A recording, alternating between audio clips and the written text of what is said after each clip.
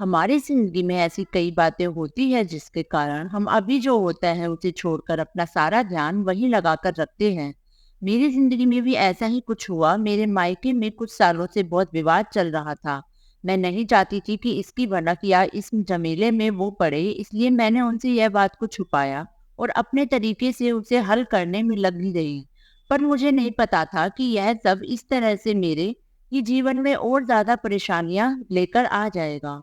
मैंने कई बातें थी जो उनसे छिपा कर रखी थी, इस कारण उन्हें क्या पता क्या क्या लगने लगा और वो न जाने कब मन ही मन मुझसे अलग होने लगे।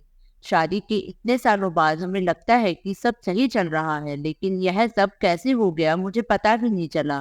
कभी भी हमारे बीच में इस तरह की कोई बात नहीं होती थी। वो मुझसे ज्यादा कुछ पूछते नहीं थे। उनका स्वभाव ही कुछ इस तरह का था। या शायद मैं ही अपनी परेशानियों के चलते वो नहीं देख पाई जो मेरे जीवन में आने वाला था। जब मेरी आंखों से वो पर्दा हटा और मैंने देखा तो मुझे समझ आ गया था कि वो मुझसे क्या गलती हो गई है, और मुझे इस बात का एहसास हो गया था। मैंने उस गलती को ठीक करना चाहा, लेकिन तब तक शायद देर हो चुकी थी।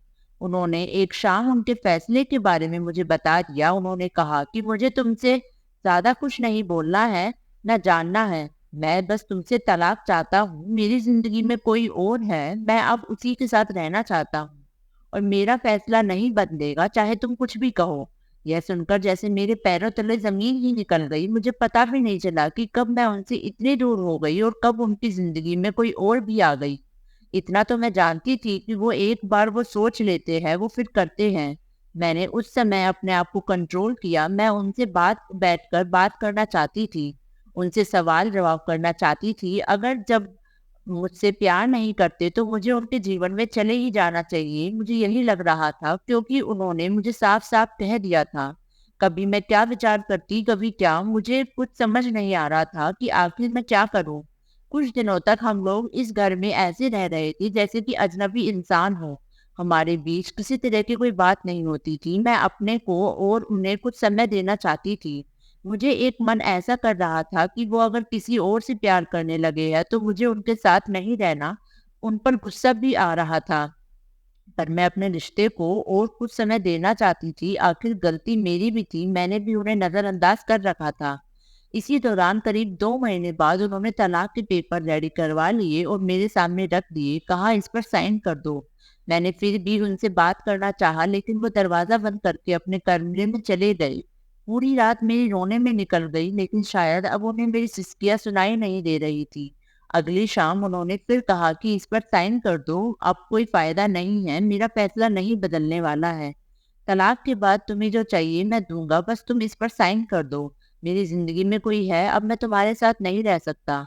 इतना काफी मुझे तोड़ने के लिए। रात भर फिर मैंने कभी सोचा कि साइन कर दूंगी, कभी कुछ हजार तरह के विचार मेरे मन में चलने लगे। लेकिन मैंने सोचा कि मुझे इस रिश्ते को एक और मौका देना चाहिए। सुबह जब उन्होंने फिर कहा कि साइन करो, तब मेरी शादी बचाने के लिए मैंने एक आखिरी कोशिश की। मैंने उनसे कहा कि मैं इस पर साइन कर दूंगी, लेकिन मेरी एक शर्त है। उन्होंने पूछा कि क्या, बताओ। मैंने कहा कि आप 1 महीने तक वही करना होगा जो आप शादी की शुरुआत में करते थे। क्या करना होगा, उन्होंने पूछा।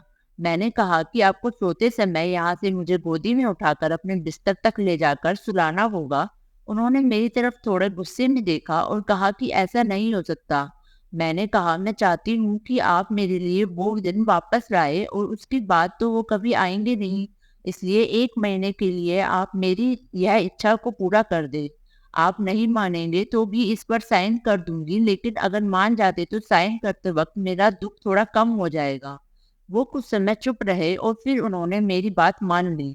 रात को मैं अब इंतजार कर रही थी। वो कमरे में सोने चले गए, लेकिन फिर उन्हें एहसास हुआ कि मैं नहीं मानने वाली, तो वापस बाहर आए।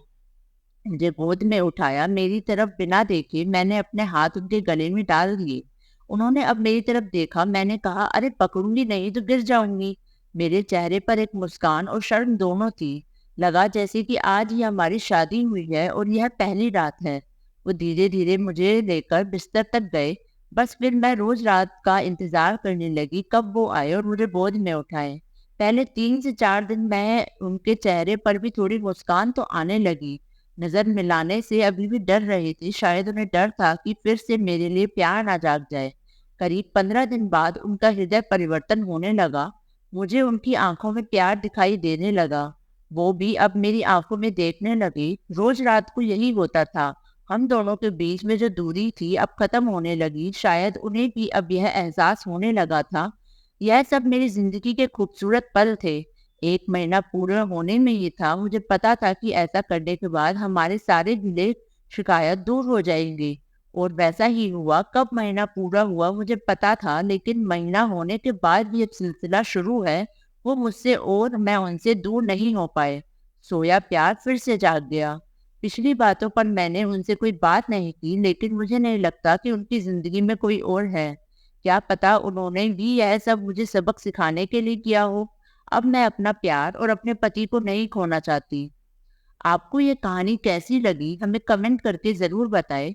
इसी तरह की अच्छी कहानियाँ पढ़ने के लिए हमारे चैनल को सब्सक्राइब करें।